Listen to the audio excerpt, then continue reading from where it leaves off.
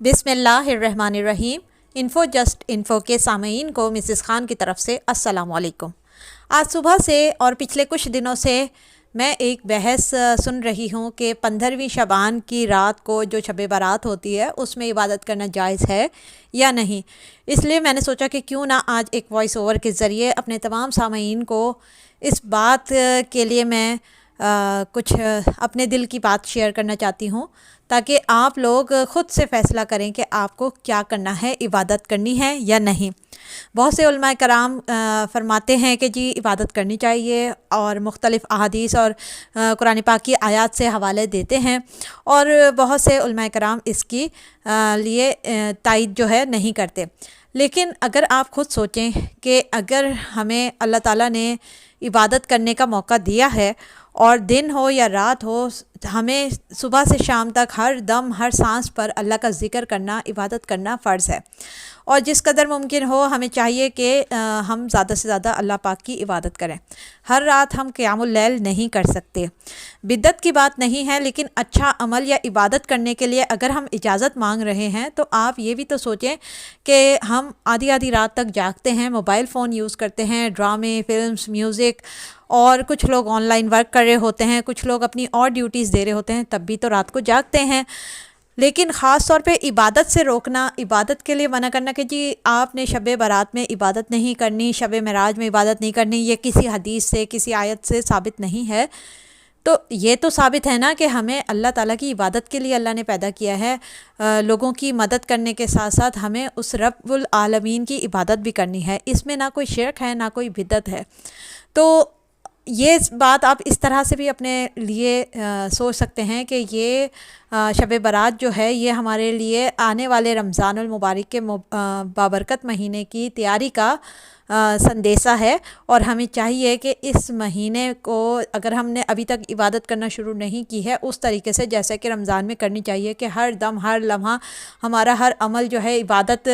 خداوندی میں گزرے، تو ہمیں چاہیے کہ شب برات سے ہم قیام اللیل کو شروع کریں، اور آنے والے 15 تمام دنوں میں قیام اللیل کریں۔ اب بیچ میں ورکنگ ڈیز بھی آتے ہیں کہ جن میں ہم عبادات نہیں کر پاتے ہیں، پوری پوری رات نہیں جاگ سکتے، تو اس کے لیے بہت آسان سا حل ہے کہ روزانہ بعد نماز عشاء 2 یا 4 نفل جتنا آپ سے ایزیلی ہو سکے آپ وہ عبادت کر لیں۔ شب برات میں آپ پوری رات یا جب تک آپ کا جسم آپ کو اجازت دے جاگ سکتے ہیں، جتنی آپ کی ہمت ہو، آپ نوافل پڑھیں، ذکر و اذکار کریں، قرآن پاک کی تلاوت کریں، اور درود شریف پڑھیں، اور پورے ملک کے لیے، اپنے تمام امت مسلمہ کے لیے دعا کیجیے۔ اور شب برات کے بعد جو آپ کے پاس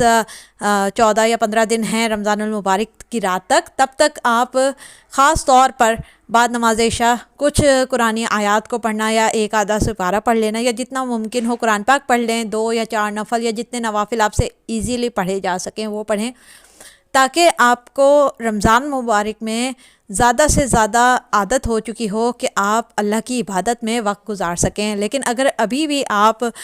جائز اور ناجائز کے چکر میں لگے رہیں گے کہ جی پڑھیں کہ نہ پڑھیں، تو آپ یہ سوچیں کہ اللہ تعالیٰ نے تو عبادت کرنے سے کبھی بھی منع نہیں کیا۔ آپ پورا سال بھی قیام اللیل کرنا چاہیں تو ساری ساری رات جاگ کے عبادت کریں۔ پہلے کے جو لوگ ہوتے تھے وہ بہت زیادہ عبادت کیا کرتے تھے، اور اس کے مقابلے میں اگر ہم دیکھیں تو آج کل ہماری جو نمازیں ہیں وہ 5 وقتہ نمازیں بھی مکمل طور پہ نہیں پڑھی جا رہی۔ جو لوگ پڑھ لیتے ہیں وہ پھر جائز ناجائز صحیح اور غلط کے ہی معاملات میں الجھے رہتے ہیں۔ تو اپنی الجھنوں کو دور کریں، ہمارا مقصد صرف خدا کی عبادت کرنا ہے۔ اس کے لیے دن مخصوص کریں یا نہ کریں، ہم تو وہ خوش نصیب ہوں گے جو کہ کسی بھی وقت بیٹھ کر کچھ عبادت کر لیں، اور اللہ ہمیں اپنے سامنے سجدہ ریز ہونے کی توفیق عطا فرما دے۔ یہ ایک بہت بڑی سعادت ہے، اور اگر ہم کسی رات کو بابرکت کہہ کے عبادت کر لیتے ہیں تو بھی ہمارے لیے بہت بڑی سعادت ہے، اور نہیں کرتے تو پھر تو یہ مایوسی اور نا امیدی والی بات ہو جائے گی کہ ہم اللہ تعالیٰ سے اس کی رحمتوں کا نزول ہی نہیں مانگ رہے۔ تو کوشش کیجئے کہ زیادہ سے زیادہ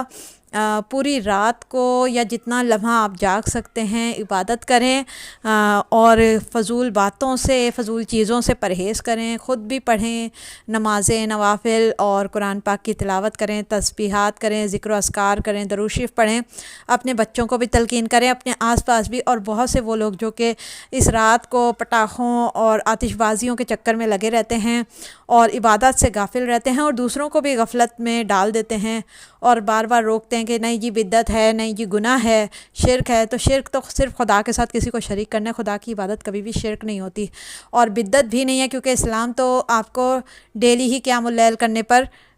کوئی بدعت کا ٹائٹل نہیں دیتا۔ تو ان سب باتوں سے آپ نکلیں اور جتنا ممکن ہو اپنے تمام پیاروں کو عبادت کے لیے اپنے ساتھ آمادہ کریں، اور آج کی رات یا ہمیشہ جتنا آپ خود کریں اتنی ہی تلقین دوسروں کو کریں، تاکہ اچھائی جو ہے وہ پھیلتی جائے، اور جائز ناجائز صحیح غلط والی باتیں جو ہیں وہ کم سے کم ہو جائیں، اور زیادہ سے زیادہ بحث کرنے کے بجائے عبادات اور نیک اعمال پر جو ہے فوکس کرنا چاہیے ہم سب کو۔ امید ہے کہ آپ لوگ آج کی رات کو اور تمام شعبان کے مہینے اور رمضان المبارک کو بہترین طریقے سے عبادات کرتے ہوئے گزاریں گے، اور اپنے لیے اور تمام امت مسلمہ کے لیے بہترین دعائیں